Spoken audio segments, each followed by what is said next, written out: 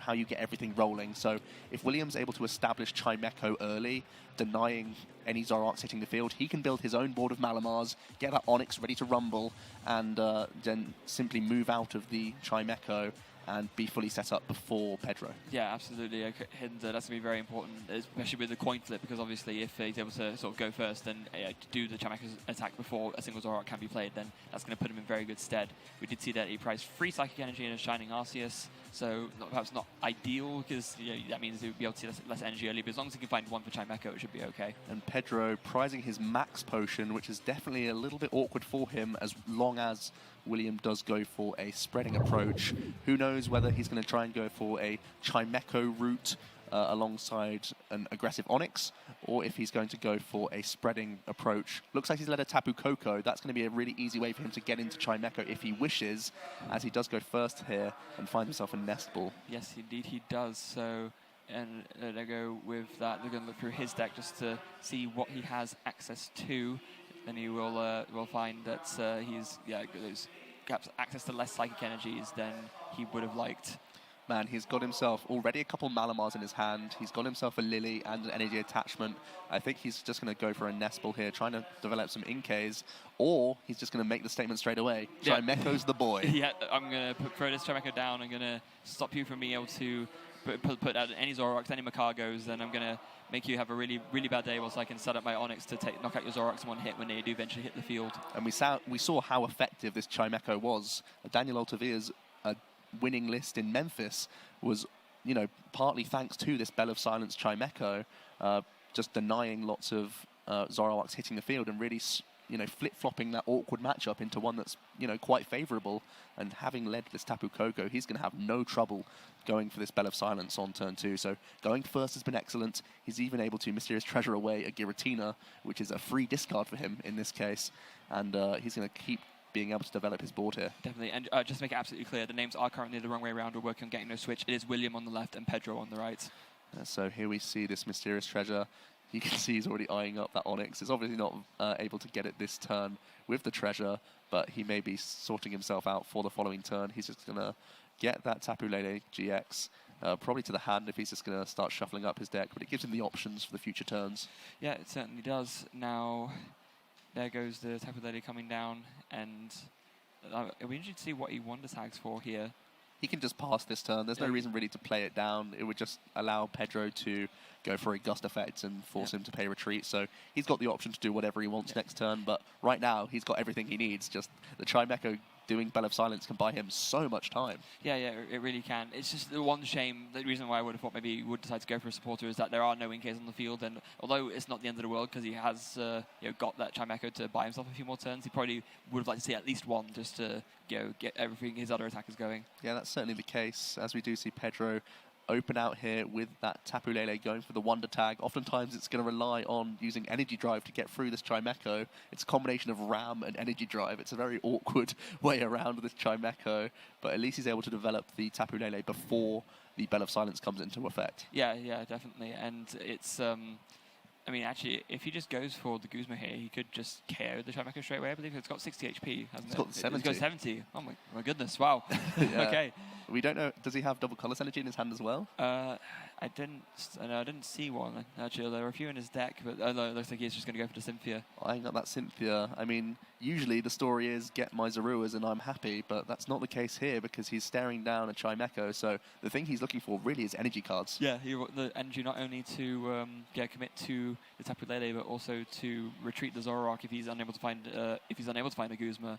And he's actually only playing 4 double Colorless Energy. 4 double Colorless is his only outs here, so having to find not 1 but 2 of these is going to be a really big deal. Without any Zoroarks, it's going to be tricky. Yeah, it's going to be extremely tricky, but that is what he has to do. So let's see what he gets off the Cynthia.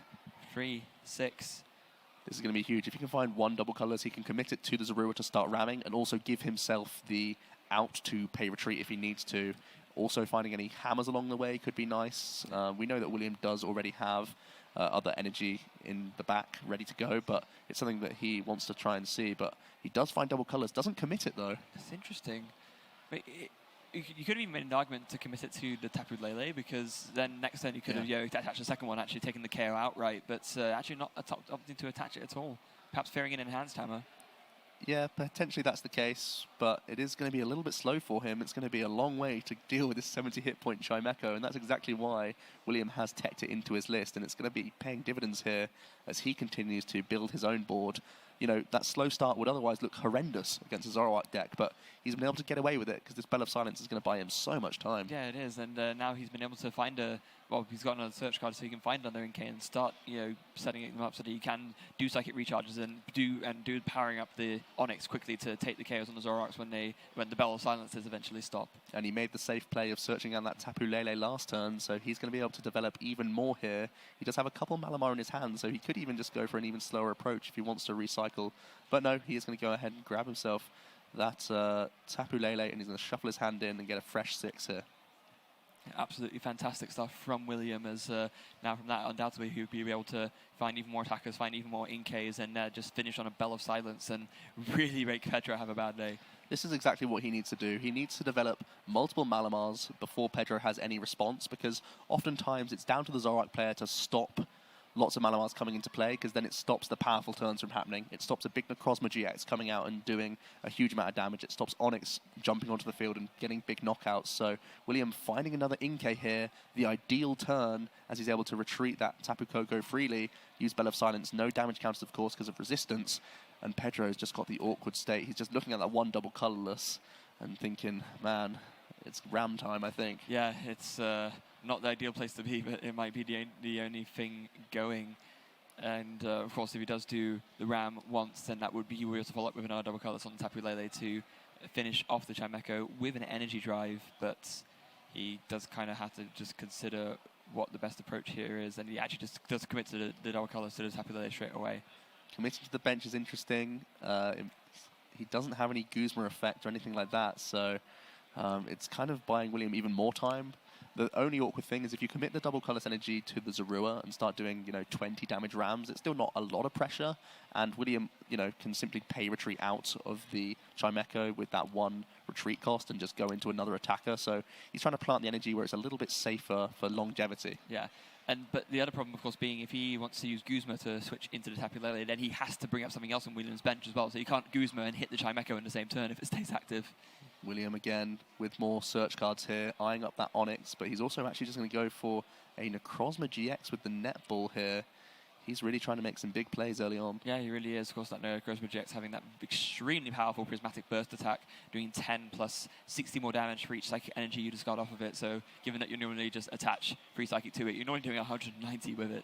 And again, we have to give credit to William's approach. Oftentimes this is known as a spread variant. He knows what to do against Zoroark instead. If he can take advantage of a slow start from Henrique, give himself, early Guzma on the first Tapu Lele GX, force Pedro to put lots of Zoroarks into play so that he can get his Onyx rolling, it's just going to be a straight-up prize race, and this Bell of Silence buying him so much time to do exactly what he wants. Yeah, indeed so. Now here comes to be another Cynthia. Finds himself a Malamar, so he can involve the other NK on the bench as well. And he finds himself a double colorless and a psychic too. Oh, is there some kind of... I think he's in 6 cards. I think that's okay. Oh, has he used Tate and Liza this turn? I think Tate and Liza was the shuffle draw supporter of his hand, so we just have to try and resolve this.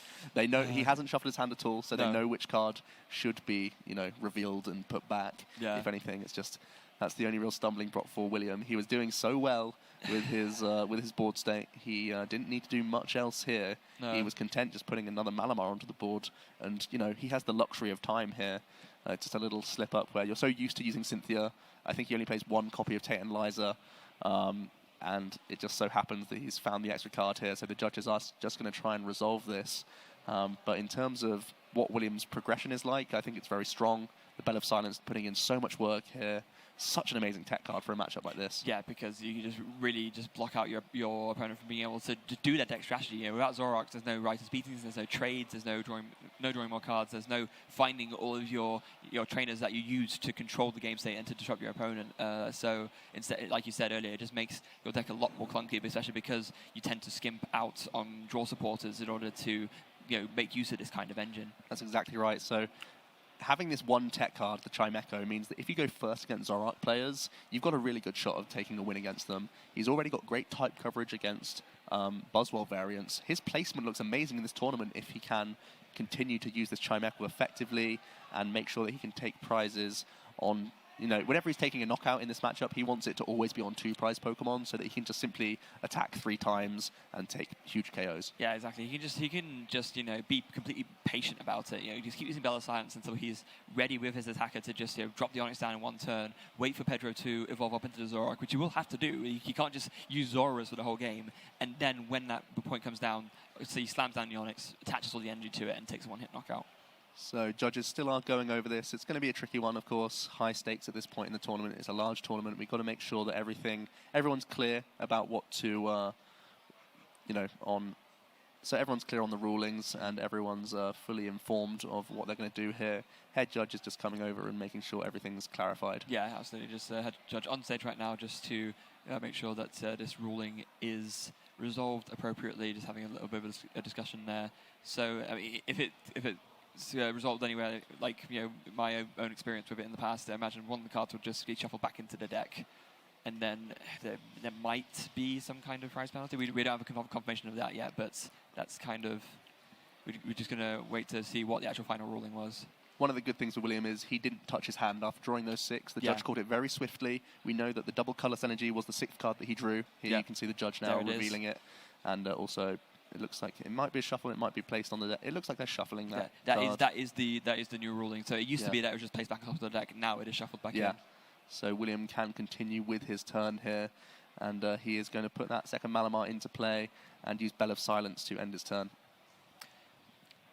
Another great turn from William. Apart from the little bit of the slip up, we do have confirmation of a 3-minute time extension. So add 3 minutes to that clock that you see on the screen there for when this game actually finishes. But and there was confirmation that William did draw an extra card off of the Titanizer. And it's back over to Pedro, who I think just passed for turn. Yeah. Nothing he could do there. No, nothing he could do there at all. But we do also have confirmation that William has received a double prize penalty as well. Okay, that's definitely a way back into the game for Pedro. Williams' game plan is a race, right? He's trying to go for a big Tapu Lele knockout with his Necrozma GX, and it also means that then the Onix can start coming in and swinging. Now that Pedro has to take 2 less prize cards in order to win the game, that plan is sort of a little bit foiled already. Yeah, absolutely, because with that double prize penalty ruling coming into effect, Pedro only needs to take 4 prizes to win. So now, all of a sudden, all those turns that William bought don't seem to have the same level of impact as they might have done otherwise. Although there's just another draw pass from Pedro. Bell of Silence completely locking Pedro out of this game. 4 double colorless energy and just Cynthias are the only way that he can try and refresh his hand. I think his hand's just full of Zoroark, which in every other situation is phenomenal, but right now it's doing him no good as William is able to again patiently improve his board state. Yeah, and don't forget there is a Necrozma GX just sitting pretty. It's a little bit off camera there on the bottom side of the board, so I imagine he will be charging that up, ready to take a KO on something when he feels like it's the most opportune moment to do so. He's agonizing over an Acrobike. Looks like he's going to discard a double colorless energy, so this better be a good card that he's drawing into. Looks like it's going to be a Judge. Maybe for his own refresh here. Pedro looks at his top card that he's drawn for turn, doesn't do him any good. William draws into a Cynthia, which is nice, but he's just letting his own hand rack up. And once again, it's going to use Bell of Silence. Pedro finally finds a card. It's going to be a Crushing Hammer. And gets Tails, so it's effectively done nothing. William back over to him as he's just drawn into an escape rope. He's happy to Bell of Silence. Pedro happy to pass, or not happy about it, just having to pass. William draws into a Guzma, passing over again. Yeah, this is must be so frustrating if you're in Pedro's chair right now, just thinking, right, can I not just do something? No, okay, I guess I'll just keep draw passing then. William holding on to a lot of supporter cards. Making sure that he has the outs. Pedro not doing much at all. Not many playable cards. Looks like he's finally eyeing up something. He's actually going to go for a Guzma here. He can initiate a race here by putting 100 damage with Energy Drive on Williams' Necrozma GX. And this could initiate the race from now. Yeah, because, I mean, that Necrozma already has enough energy on it to just do Prismatic Burst and KO the Tapu Lele. That would mean that William would be back even on prizes technically with Pedro, but it would also mean that Pedro was able to find his Zoroarks again. So if he does go for the Prismatic Burst, he'd probably make sure that is a follow-up from a Judge. Then you play the Judge first to just go cut down Pedro's hand size. It's a really interesting choice from William. He used a Mysterious Treasure. There was a live Inkay in there that he could have gone for. He's opted not to put it down, and he's just going to try and shuffle both hands in for a judge here. If he can get a Prismatic Burst knockout and Pedro doesn't draw great off it, he could just carry through this game. Yeah, he hasn't put down the Inkay because, remember, it's a little bit off camera. He already has a full bench. There's a Chimecho slightly off the bottom. Yeah, that makes a lot more sense. Yeah. So he was just doing deck thinning with that Mysterious Treasure, got rid of a Psychic Tapu Lele, which he's not going for with this matchup. So big Prismatic Burst for the knockout. Yeah, takes the knockouts onto the Tapu Lele for 190 damage. Picks up 2 Psychic Energy off his prize cards. He's going to be pretty happy to see those, I imagine. That's a big deal. He's already got 3 into his discard pile now with that Prismatic Burst attack, but having manual attachments on top is always going to be helpful. Here's the first Zoroark from Pedro. He can finally get to playing some cards down and doing as best he can. He's holding on to a Power Pad as well. I think there's an Ultra Ball in his hand, so he can get himself a Tapu Lele as well and refresh completely and put himself back in good stead to take a knockout here. Yeah, and now, but of course, now that the Zoroark is out, it does mean that Pedro does finally have access to trade, so he will be able to start discarding some cards and drawing some more cards off that. Does do a Tapu Lele first, finds a Cynthia with the Wonder Tag. Debating whether to go for a Power Pad before playing it. It looks like he will actually go for that.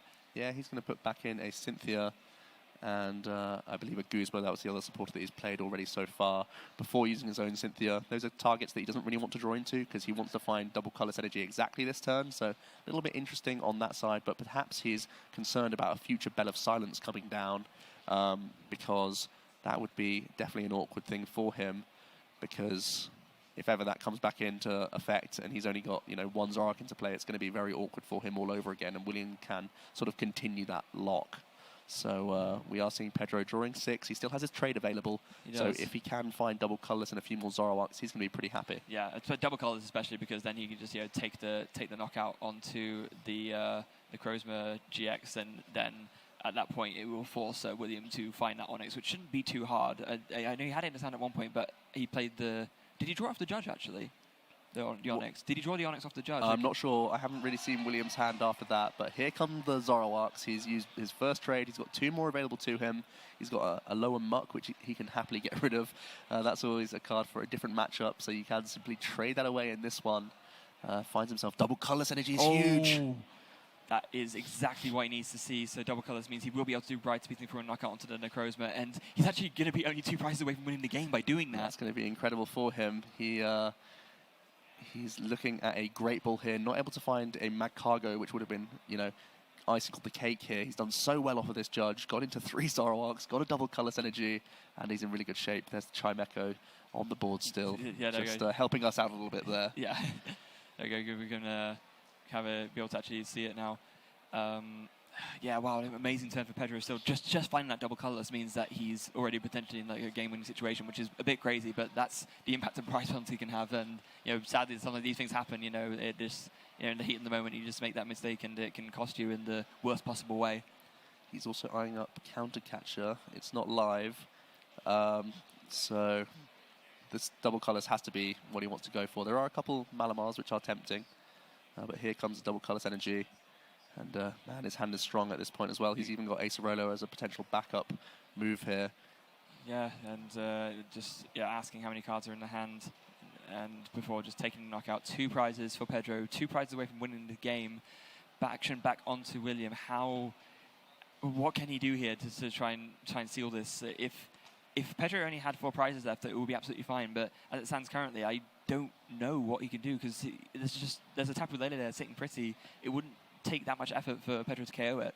It's a big turn for William. It's how the judge has done on his own end. It didn't really hurt Pedro. He got everything he needed. William's quickly scouting the discard pile. He's got Tapu Koko. He's got 2 Balamars on the board. So if he could get Onyx, double colorless energy, 2 psychic recharges, then suddenly William looks in good shape. But it's a lot to ask for from his own judge. Yeah, it is. And there you go. He does show us now what's in his hand. He did actually draw the Onyx off the judge. It's that's there huge. In his hand. He's got Onyx and Cynthia. He did earlier discard 1 of his double colorless energies. He's only running 3, so it's going to be a big draw. But I think that's his chance to win this game. I can't see much else doing any good here. It's got to be a big risky Cynthia. It's got to be runner. It's got to be Onyx, KO, then Zoro and then Pedro not being able to find the means to KO the Lele, which actually I don't think he can do because he can't Guzma and the Kukui in the same turn. And then again, just if this Onyx gets KO'd, coming back and being charged up again. So here we go. Onyx hits the board. Big Cynthia, double Colorless Energy puts William in great shape. If he doesn't get it, it's going to be a very awkward turn for him, and Pedro looks to be pulling way ahead, so this Cynthia is massive. 1, 2, 3, 4, Not yet. 5. He misses. Oh, it's a big whiff from him. As we said, no. having got rid of one double Colorless Energy already with an Acro Bike. Oh, I don't really know what what William can do now. He has to just charge up over 2 turns. Like, he has to just hope that he has enough time still to be able to pull this off, even though missing the double colors means that he can't get the knockout this turn. There's 3 attachments to his Onyx. He's going to put down, move the Chimecho into the active. That at the very least stops a Mag Cargo and a Tapu Lele hitting the board. So that's going to make life a little bit harder for Pedro. It's not quite guaranteed for him. But it's still, 3 Zoroarks on the board, a lot of trades. Yeah. It's quite an easy find to get Guzma at this point. It most certainly is. Another trade from Pedro discarding an Enhanced Hammer, finding 2 more cards. But there's almost not even much he needs at this point because he's just going to KO the Chimecho, and then even if William returns the KO with the Onyx just gets KO'd back and Pedro takes the game. So here we go. He's got himself a Escape Rope currently in his hand. He does have another double Colorless Energy, so he could also go for an approach where he just plays Escape Rope. Everything's a non-GX on William's board, aside from Tapu Lele, which he could just casually 2-shot anyway, now that he's drawn into another double Colorless Energy. So he's looking in really good shape from all the trades. Yeah, he really is. And this is the... And it's almost like as soon as the Bell of Silence stopped, the floodgates just opened, right? It was just Zoroark, doing all the trades and then finding the double colors and taking that knockout. It just put Pedro right back in this. The thing is, William had the benefit of time before that awkward prize penalty. I mean, he only has himself to blame. It's an unfortunate situation for him. He otherwise would have such a great position board-wise here.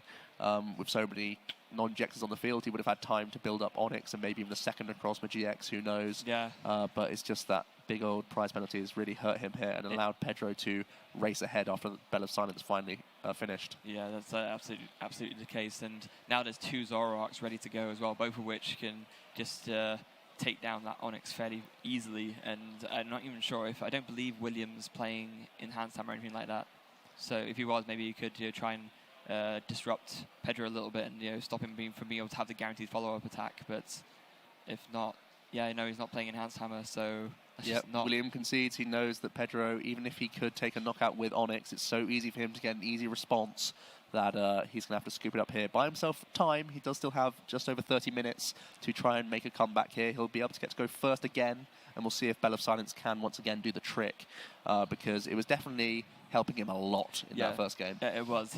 He pretty much lost solely on the basis of that prize penalty, because had it not been for that, all the time that he bought himself from Bell of Silence would have been more than enough to him to just get the Onyx up and rolling and just to take 6 prizes before Pedro could stop him from doing so. He can take comfort in his approach play. The Bell of Silence put in so much work. If he's able to either pay retreat out of any attacker into that Bell of Silence turn 2, he's going to be in good shape all over again. And the great thing is the Chimecho is just a psychic basic, so he has so many search options to get it on the field for turn 2 to attack. Yeah, and that's the sort of name of the game with the Malamar deck especially, is that it has so much consistency options, because it can play the full complement of 4 Mysterious Treasure and 4 Ultra Ball, and it plays even, this even plays Nest Ball, it plays Acrobikes, and just all of these search cards that mean that you're like to be able to do your setup every single game. It was a remarkable game to watch. Huge back and forth of pass and Bell of Silence pass, Bell of Silence pass, and then, as you said, the floodgates opened and it was knockout game. It was really incredible. Yeah, that was all she wrote. Now, very much like you said, both players have got to be comfortable in the approach that they took.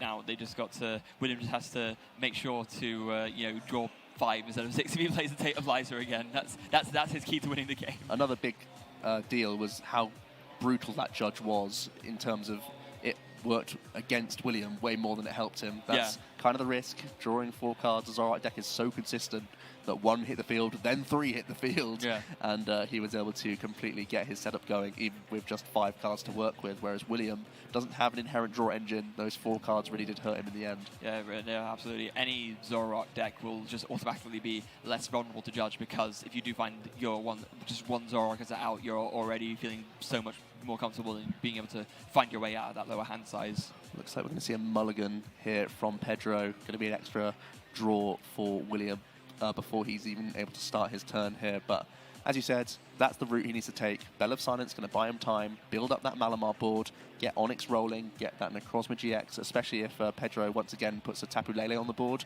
It means that he can exit Bell of Silence whilst taking the first 2 prizes instead of just taking a 1 prize knockout, and that means he can race super efficiently. Yeah, definitely. That's going to be something to keep in mind now.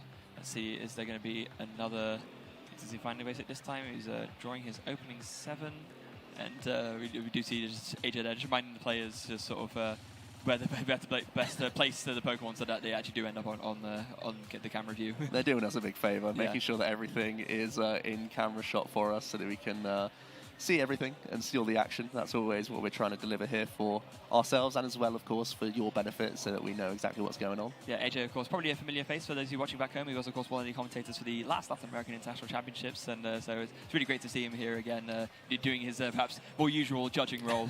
Yeah, he's always around judging these big tournaments, and he does a phenomenal job, as do all the judges here, catching things very early as well, making their own lives easier for making those rulings and making the game go smoothly, so can't credit these guys enough. No, could not agree more. Now, it's like Pedro had yet another no basic hand, so William's going to get to draw 2 cards now going first, which is absolutely... you got to be smiling if you're William right now. Yeah, it's a pretty good deal for him. 3 cards is always a nice thing. He's going to have to... Really a big deal here is whether he's started one of these chunkier basic Pokemon. If he leads something like an Onyx, a Shining Arceus, or a Necrozma GX, or even that Giratina that he plays 1 copy of, that's going to be really annoying for him and make it life difficult to get into that Bell of Silence. If he gets, you know, a Tapu Koko start, or even something like a Inkay, or if you're fortunate enough to get the Chimecho itself, you're in great shape to get Bell of Silence down.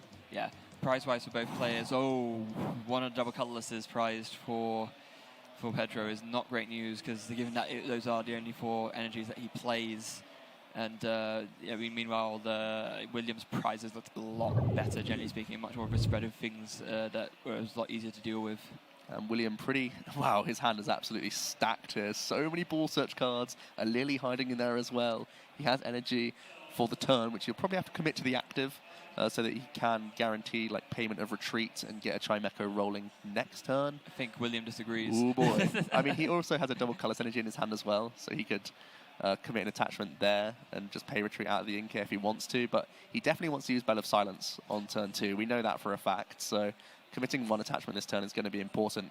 At the same time, obviously, putting Psychics in your discard pile, never a bad plan with Malamar. Well, no, exactly. Especially when, like you said, he does have the double colorless, but that he could very easily commit somewhere else, and that would be absolutely fine for him.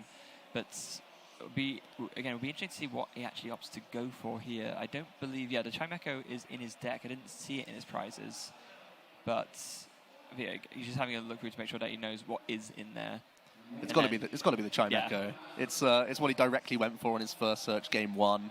We saw how incredible it was. It turned the game into a farce of passing back and forth while he was able to take full advantage. And he's going to continue his turn with a big Ultra Ball here and continue to develop his board. Yeah. Actually, his discard options aren't really ideal. Though his hand is stacked, it's a lot of stuff that he perhaps would not really want to get rid of so early. Lots of draw supporters you see having to throw away at Guzma, actually, which is... That's not really great for him, given that I don't believe he's playing that high a count of Guzma. He's only playing 3, so that means that he's only going to have access to 2 more. It does mean that he can search for maybe even a Tapu Koko, so he has a nice freedom of retreat to give himself the most options for next turn, or he can, like we say, commit that double color synergy to an Inkay and just go straight into the Chimecho and put something else down. Here comes the Tapu Koko, so he has that nice pivot option. Something else important to mention is that for Williams this specifically, we've seen a lot of these Malamar lists previously playing Escape Board as a means of just retreating 1 energy retreat cost Pokemon, or perhaps going back to, you mentioned Joe, the list in Japan actually played for Spell Tag to, for when stuff gets knocked out, doing a bit more of that spreading of damage counters. William's playing neither of those. He's playing one Escape Rope, but that's really pretty much his only switch card apart from Tate and Liza. Yeah, no tools at all in his entire deck list. He's just playing that Escape Rope, that Tate and Liza, and sometimes you just have to use double colorless energy to pay retreat in this list. Yeah, exactly. I've tested a little bit of it, and sometimes double colorless is your best quote-unquote switch card. Yeah, I'm telling you, mate, he was on that Lysander Labs. He knew. he must have known. Yeah, he is going to be able to find himself another Inkay here after I think it was a big Lily that he did for an extra load of cards, so he's getting his board nice and set up. Again, just looking to retreat out of this guy. He can attach to the Chimecho. He's in an awkward spot because if he attached to the Inkay and simply paid retreat, he would be weak to potential Guzma plays. Yeah. But committing the energy to the Chimecho means he's weak to potential Crushing Hammer plays. So it's one of those things where he had to take a gamble on one of them happening. The Crushing Hammer's a 50-50 at the best of times, so I feel like this is the safest bet. Yeah, I think if you're talking about calculating probabilities on the fly, this is probably, statistically speaking, over the large number of games, the option that will work the most times. So Pedro does have an opening Ultra Ball, eyeing up that Tapu Lele, trying to get it down before Bell of Silence comes into play. You can see him eyeing up Zoruas as well, so he's going to try and get his, average approach of putting the Zoruas into play. Obviously, it's a great way to thin his deck as well. We know that double colorless energies are going to be the things he needs to root out of his deck quite quickly. So the Professor Realm here could be pretty impactful. I mean, it's what you go for if you're playing Zoroark now that this card is out. You're getting the turn 1 Tapu Lele and getting the Elm just to get all the basics that you need. Even if there's a good chance you won't be able to evolve them into Zoroarks for a while, at least you have them there ready. And like you said, it deck thins as well, so you can draw more useful cards. And he's going all out to get 3 more Zoruas. It looks like he was debating the Ditto, but instead he's just going to go for 3 simple Zoruas that can build up into better Pokemon. Maybe he's concerned about spread here or something along those lines. Yeah, 2 Flying Flips would mean a KO on the Ditto, and especially given that the Ditto wouldn't really be able to evolve into anything. I don't think there's any non-ability evolutions in his deck. And his Magcargo is actually prized as well. Yeah. So, I mean, I guess there's only really one option if he's not going to be using a Alola Muck, which there's no real reason to in this matchup. But there's literally not a single evolution Pokemon in his deck which doesn't have an ability. Like, they all have abilities. Yeah, he's really disrupted by Bell of Silence, and it's a great call from William to add it into his deck. As Pedro doesn't have any Crushing Hammers to scare William, he can just simply move on and pay retreat out of this Inkay, which we're going to see here, and he can start his Bell of Silence loop. It's going to be a little bit like Game 1 all over again. There's the energy going on to the active. There's not really much else that William can do with his hand right now, so he might just be going for a Cynthia here. Just well, okay, he doesn't have a Malamar, so he'll evolve that, obviously, but other than that, yeah, probably just going to go for the Cynthia and try and find some more attackers. Yeah, cautiously doing the Cynthia. We saw how he was fairly happy to just sit on a few supporters whilst in that Bell of Silence loop. I think one of the reasons why he might be going for the Cynthia now is so that he can have options for Guzma as quickly as possible. He was holding on to a double colorless energy. That could have helped him protect his own Malamar from being gusted. That might be one of Pedro's only ways out of the Bell of Silence loop. Yeah, but as it stands right now, he just opted to not attach it, perhaps fearing what happened in the last time where when he needed double colorless to put the Onyx at the right moment, he just didn't have access to it and would rather just keep it.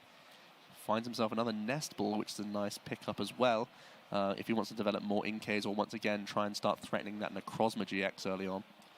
Yeah, I mean, we saw that it was able to take a knockout on Tapu Lele there and start accelerating the prize trade a little bit, trying to come back from that prize penalty.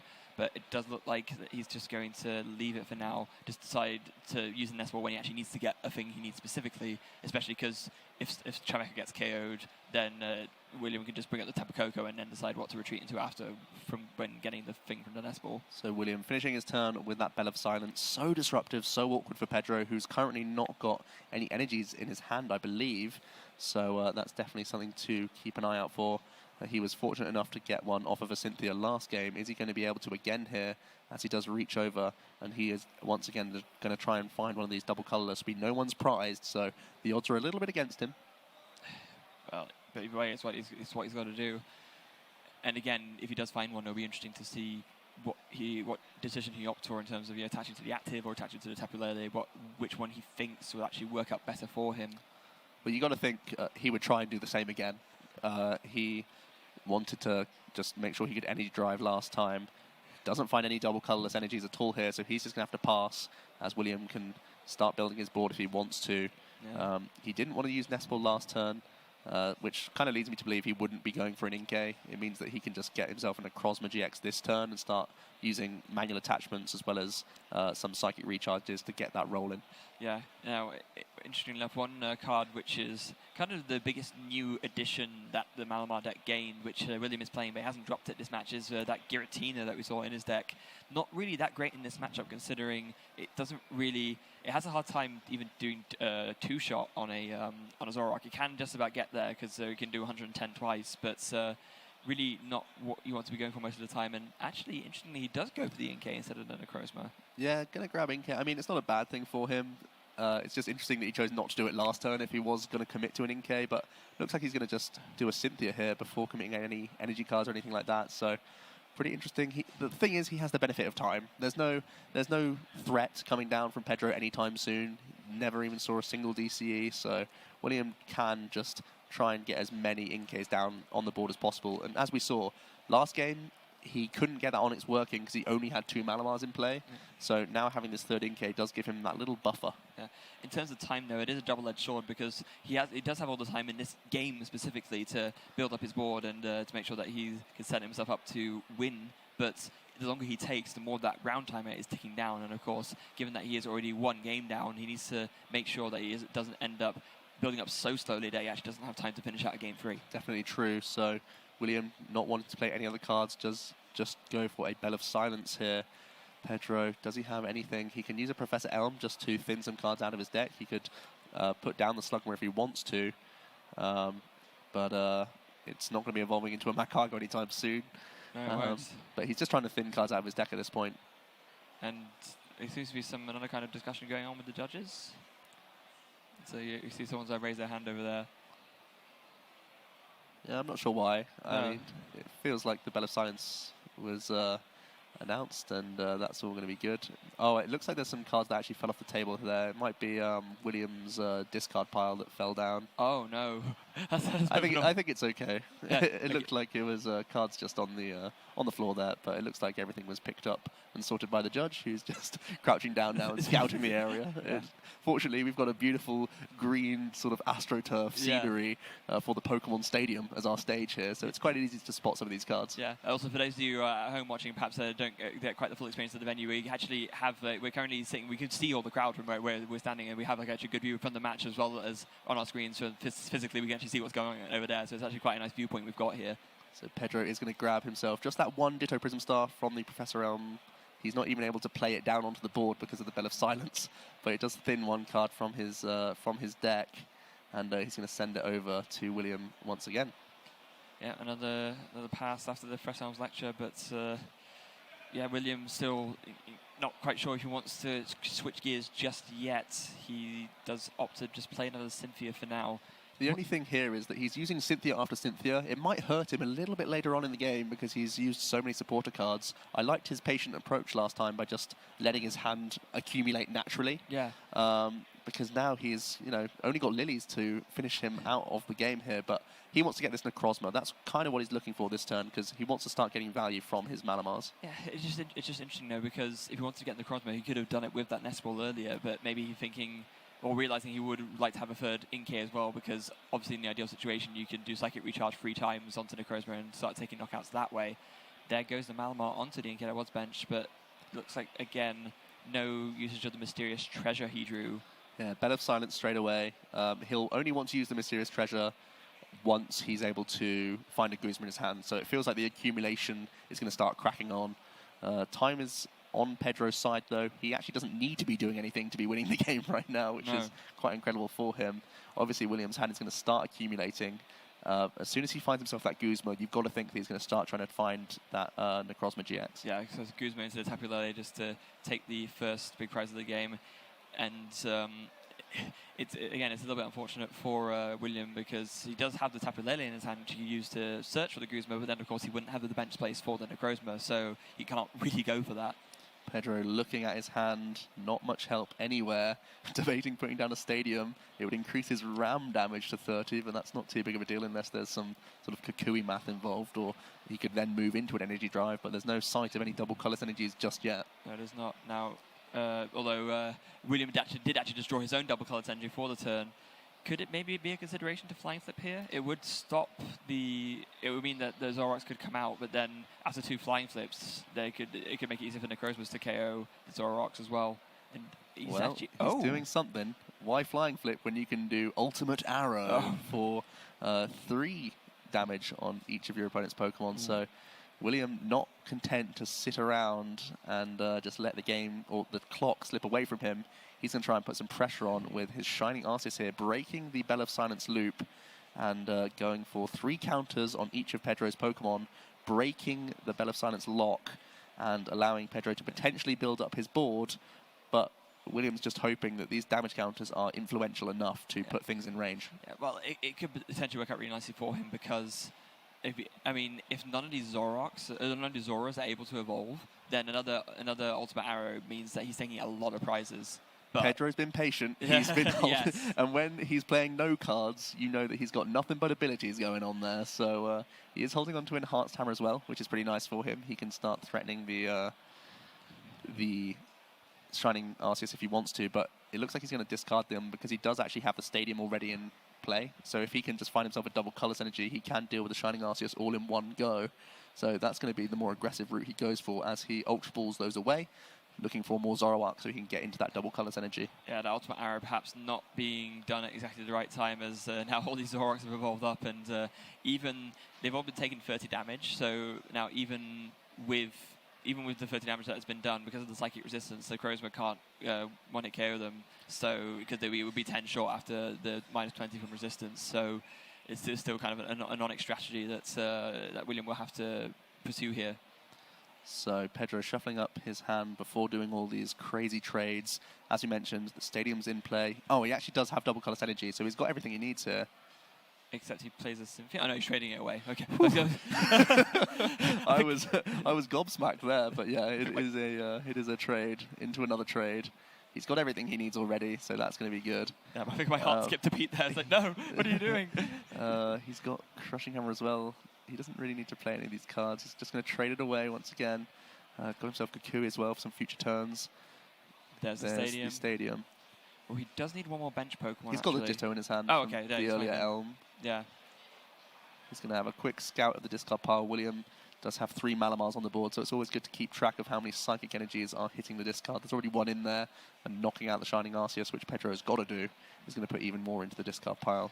Yeah. Is he maybe debating using that Acerola? Maybe picking up the Tapu Lele, that could be an easy knockout later. Or even the Zorua. Yeah. If he can't get another Zoroark out this turn, he may just want to pick it up and put it back down. But it looks like he's just going to have a little scout of his own discard pile here to see if there's anything else he needs to fear. It could be a cheeky 1 prize that William could pick up if he's able to recycle a Shining Arceus. He's also got that Kukui as well, which he might be going for instead. If he can find himself another Zoroark, that's the ideal situation. Yeah, it would be. It's like double Colorless Energy as well. Not too much help beyond that, but you know, he's built his board now. Yeah, he has, and with 3 Zoroarks out, again, Pedro's just in like this really fantastic situation that as soon as that's always the problem with Chimecho, is that if you can't capitalize on it once you break the lock, if you don't swap over at the right time, then you end up in a situation like this where Pedro has been patient and has gotten all of his Zoroarks out, and well, now what do you do? Well, the only thing is Pedro just took a single prize here, and there are 3 Malamars on this board, so William going to be able to find himself either a Necrozma GX or an Onyx and do a bunch of Psychic Recharges. He could manually attach on top of this and take a big knockout. He can just try and go 2 prizes, 2 prizes, 2 prizes, the same way he wanted to approach the first game. Yeah, that makes a lot of sense, and I mean, you can sort of do it for a combination of Onyx and Necrozma. Obviously, Onyx being a lot easier to get there with because rather trade-wise it's better because it's only worth 1 prize, but Necrozma can still get the KO here with the triple Psychic Recharge, and like you said, a manual attachment from the hand would be enough damage to take the knockouts. He's going to instantly retreat out of his Tapu Koko. Doesn't have any energy in his hand, so instead he's going to go for a Black-Grey GX. He's going full spread this game. He really is going full spread, and this actually opens up quite interestingly here because maybe he's just thinking, I'm going to get another Shining Arceus out, do a few more Ultimate Arrows, do maybe some Flying Flips in the intermediary, and actually just literally take all 6 of his prizes in one turn. I mean, he just dealt 400 damage. That's absolutely incredible. He could start getting into magical swap range. So this is huge. We do know that Pedro has prizes max potion. We have to stress that. That's really important. He is holding on to 1 Acerola, so he will be able to undo a decent amount of this damage, but it's still just so many counters on this board. Yeah, in fact, he would probably have to pick up the Tapu Lele at this point, because that's like a thing worth 2 prizes, which needs 40 less HP on it to get those 2 prizes. Judge is just confirming Black Ray isn't affected by weakness or resistance, as it does state on the card, so it would just do the flat 100 to the active Zoroark. Yes, indeed. I think I was playing the Crossbow in a sort of a casual game once, and I made a mistake the other way around. I thought the Black Ray could do 200 to starting Psychic Week, and it didn't, and I felt very, very silly. Here comes a great ball from Pedro here. Eyeing up, looks like a Tapu Koko. Maybe it's a card that he just wants to trade away at this point, thinning his deck even further.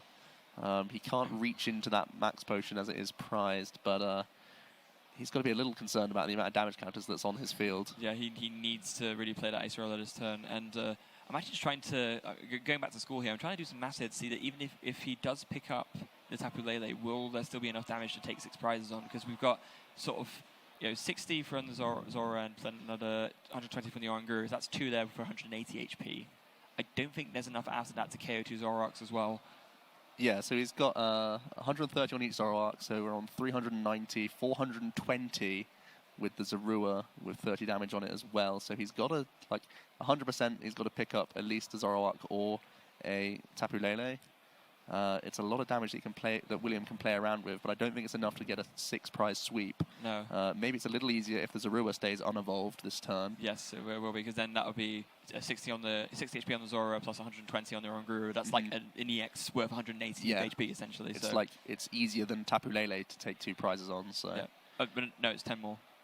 No, it's 150 compared to. Oh, sorry, yeah, of course, 10 more. But it's still something that Pedro wants to avoid. Yeah, and either way, the SRL is coming down, so that's, up goes the Tapu Lele. That is the sort of lowest amount of, the terms of HP damage done to prize ratio, that is the best thing there at 170, so it makes sense to pick that up over everything else. Replaces it with a Tapu Koko. He wants to make sure he can do the most amount of damage with Riotous Beating. It's an interesting choice for him to put it into play. Was he digging for something else this turn instead? He already committed the choice band to the active. Maybe he's trying to clean up this Necrozma later down with his own flying flip.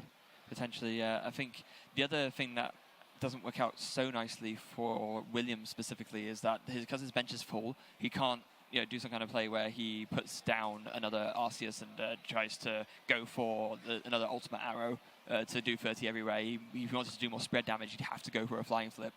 So here is 160 damage, Riotous Beating, thanks to the Choice Band and Stadium combined. William eyeing up what else he needs to do here, counting damage just like we are, seeing where best to place it. And he has the option to retreat into anything else. He might have double Colorless Energy in his hand. It could just be a flying flip turn to, again, put him just over the edge with damage. He's been happy that the Necrozma GX hasn't been knocked out, obviously. He's got a lot of options available to him. Yeah, he does. He could just go for a Prismatic Burst here and take the knockout. It would mean that some of the work that the Black Ray had put in is undone, but at the same time, it does mean that he'd be 2 prizes closer to winning, and then he'd only need to magical swap around, 4 prizes worth of damage to win. Yeah, there's not much going on in his hand. It looked like there was an Escape Rope, 1 Psychic Energy card. I don't think many helpful supporters for William, so he may just have to deal with what's in front of him. He's got 1 energy in his hand. We are going to see the retreat. No, he's doing Prismatic Burst. Oh, Prismatic Burst, yeah. There you go. There's the knockout. 2 prizes for William. The Zoroarks are still ready to get swept as well. So if Pedro can clean up this Necrozma GX quite easily with a flying flip, but there's still a lot of damage on his board that he's going to try and clear off. Yeah, again, there isn't quite enough damage to take the win here. He could go, because again, 180, so that would be... He has... Yeah, no, it's not enough, because you can. I'm thinking in terms of the 6s, move the 3 6s to the Oranguru and the Zora, that would knock that out, and then he'd have like a 6. It wouldn't be enough, basically. Having done Matthew, he'd have like 110 left or something like that. Yeah, but at the same time, just having that magical swap available can make the most out of that damage. So Yeah. if William just doesn't put down another GX Pokemon, he could again go for an Onix play into a magical swap play, something like that could be his end game here. So we are going to see another Acerola. Acerola picking up that damage. William's Black Ray is slowly getting less and less effective here. Yeah. He's going to replay that Zorua. He can replay a Zoroark as well if he wishes. He's going to put down that Ditto Prism Star. Get Zoroark online. More trades available to him. I'm not sure if I'm that keen on putting the Ditto down actually, because that's a single prize for 40 HP. 40 hit points is value. Yeah. But he's going to trade away one Slugma here. And it's got to be a Flying Flip to end his turn. Crushing Hammer not going to be too helpful. No. He could also go for a Riotous Beating, maybe deal with a Malamar, make it more difficult for something else. But, you can't really allow this Necrozma GX to stay on board for much longer. Flying Flip, 20 to all of William's bench Pokemon, whilst also Pedro going down to 3 prize cards remaining. Still missing on that Max Potion, though. Yeah, and not being able to fetch it out is really going to hurt him. Up goes the Tapu Koko for William. Draws for his turn. It's like there's an Acrobike there. He has got the Magical Swap Tapu Lele in his hand. Whether he goes for that this turn or not is another matter. There's not that much damage to work with compared to before, though Acerola is really putting in a lot of work for Pedro. Well, I think because William, he has that Acrobike, but currently there's no Guzma, and he wants to take 2 prizes into 2 prizes. So it might be Magical Swap's his best bet, just so that he can take these 2 prizes without needing to use a Guzma. Yeah, because he can just move all the damage off of that Zoroark, just KO Zoroark and the Ditto, put some more damage somewhere else to soften something else up, and then finish up with an Onix, for example. So let's see this Acrobike. Getting back the Rescue Stretch is a big deal, because that could be a Prismatic Burst for game after a Magical Swap, if he needs it. Looks like he's holding on to some escape ropes as well. Here comes this Tapu Lele, and as we are saying, it's probably his best bet now that he doesn't have a Guzma available. Yeah, because it's still a way for him taking 2 prizes without needing it, and then he has one more turn to get the Guzma to his hand and finish off the game by just KOing one of the Zoroarks. We're going to see 2 Psychic Recharges committed from William. And potentially another one elsewhere on the board if he wants to. He has plenty of Psychics to deal with in the back, but keeping them open is always an option.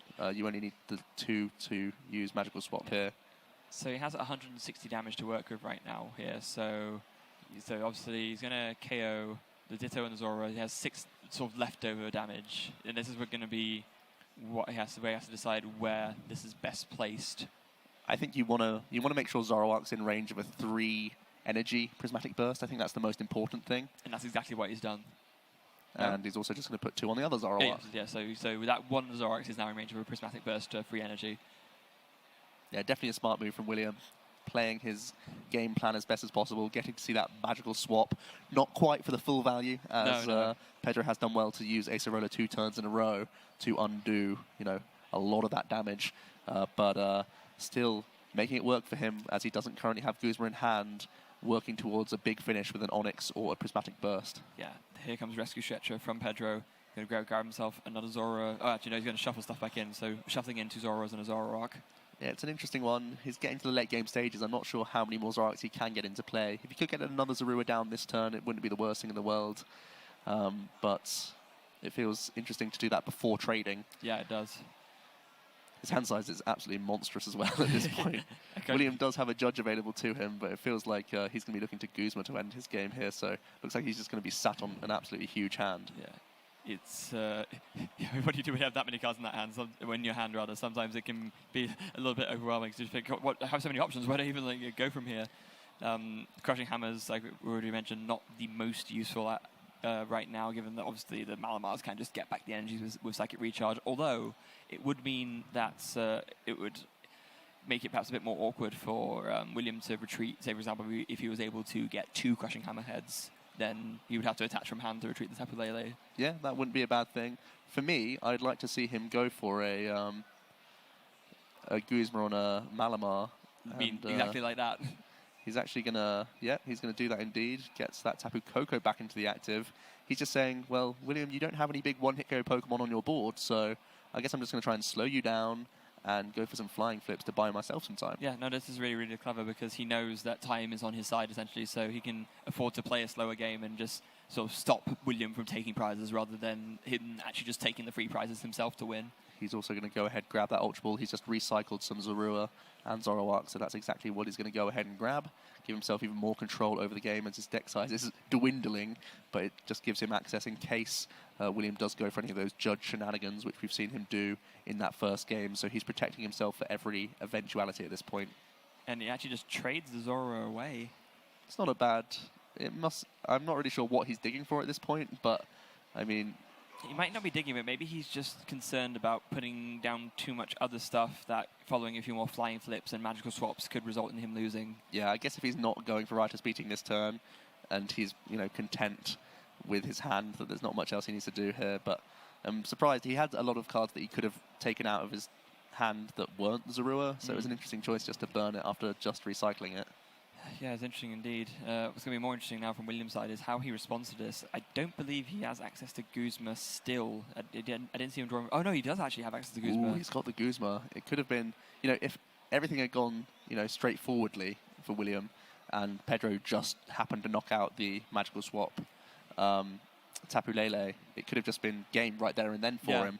But Pedro's played craftily and got himself out of an awkward situation. Yeah, he sort of realised that there's no point in... Actually, oh, does he concede? Wow, there it is. Pedro's done it. Time was called, and with no viable attackers on the board, William knows that he wouldn't have been able to close that game. So very, very crafty play at the end there from Pedro. Yeah, Pedro, an extremely intelligent player, knows exactly how to approach the matchup. And obviously, you have a little bit lucky in the first game that William made that mistake with the prize penalty there, but absolutely fully deserving of that win in game 2. Just played that sensationally. Yeah, he strutted his stuff with some smart play there, some interesting tech choices. Tapu Koko's not in every one of these Zoroark control archetypes, so it's definitely something to bear in mind, and it really helps him out there, setting up damage with the 160 for Ritus beating.